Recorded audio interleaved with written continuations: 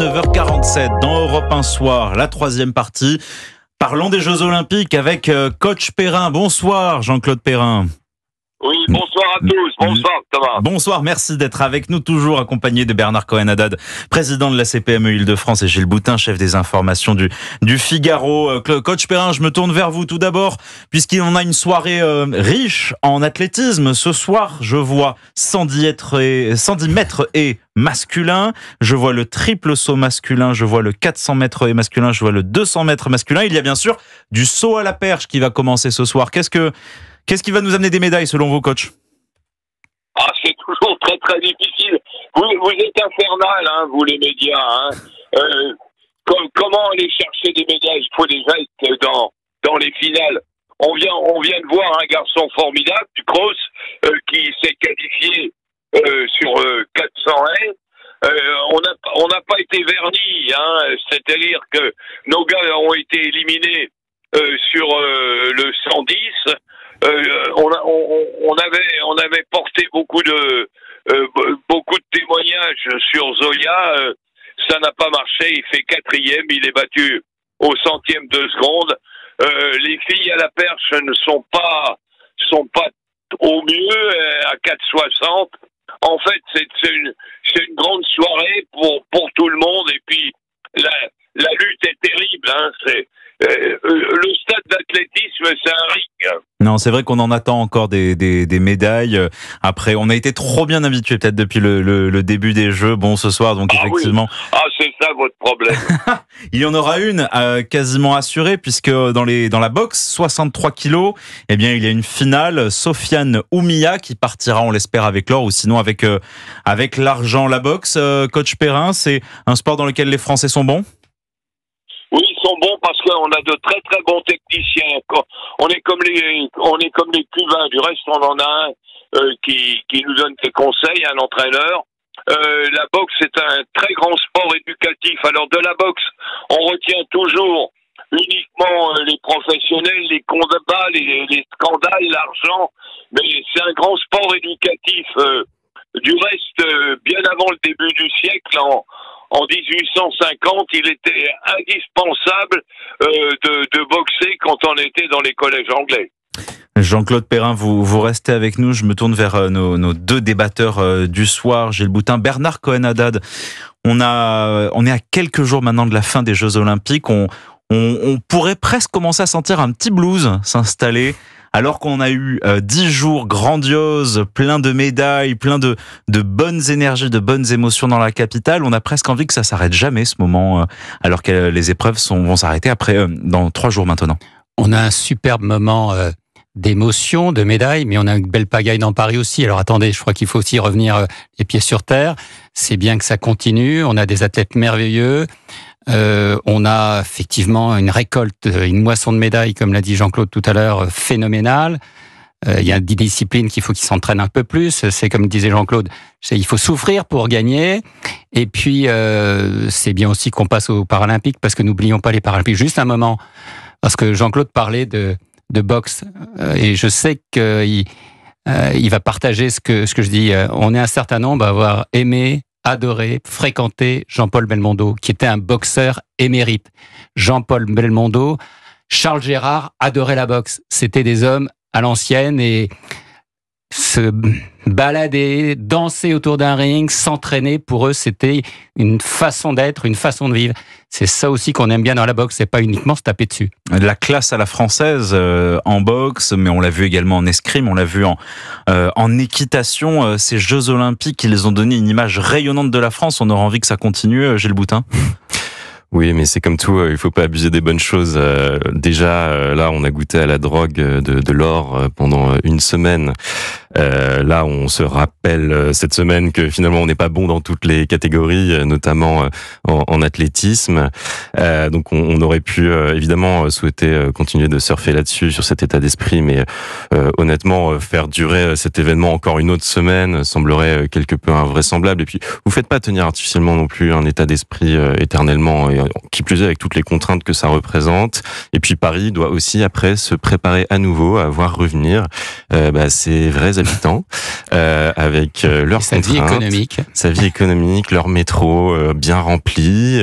Tout ça va recommencer, ne l'oublions pas. C'est vrai, il y a bien évidemment les Jeux paralympiques. Coach Perrin, on a vu des larmes aujourd'hui aux Jeux olympiques, ceux des handballeurs français avec ce ballon perdu dans les dernières secondes, donné quasiment aux Allemands, et les regrets, on imagine, de Nikola Karabatic, un champion incontesté. Il termine sa carrière sur ce match-là sans regret. Oh, il doit avoir des regrets énormes, des regrets. Tout d'un coup, il va confondre, en rentrant dans les vestiaires, en remettant son sac, il va comprendre que c'est fini. Il va comprendre que ce qui a fait sa motivation, le piment de sa vie, ça va s'arrêter. Il est comme le pilote qui, pour le dernier vol, met l'avion au parking, coupe les gaz et descend. Il y a un immense vide. Il y a un moment de nostalgie. Karabatic, malgré la carrière qu'il a eue, il va être dans ce domaine. Et puis pour en venir à la question, là, on a perdu bêtement, mais c'est pas la balle qu'on a perdu. On a perdu le match parce que on n'a pas été très très bon, alors qu'on aurait dû mener depuis très longtemps. C'est vrai. Et il y a tout de même des athlètes qui ont perdu, doivent digérer cette défaite, mais qui, malgré leur longue carrière derrière eux, ont déjà donné rendez-vous à Los Angeles. Coach, je parle de Clarisse Agbenienou, qui a dit, j'ai été éliminé en demi-finale, qu'à cela ne tienne, je serai là dans 4 ans pour les prochains Jeux Olympiques. C'est incroyable, cette force mentale qu'il faut avoir pour se dire, je m'en sens encore capable dans 4 ans. Vous savez, en nous, quand on fait du sport de haut niveau, on a un instinct de combat qui vous pousse justement à prendre les décisions que on n'avait pas envisagées, que très très souvent on disait si jamais je me fais râper à la prochaine compète, je vais arrêter. C'est pas vrai. On est tellement motivé qu'on veut continuer,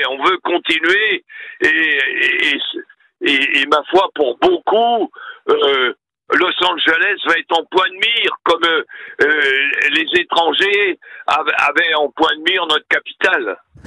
Bon, et puis en ce moment, on vient d'apprendre que les Bleus ont remporté leur match.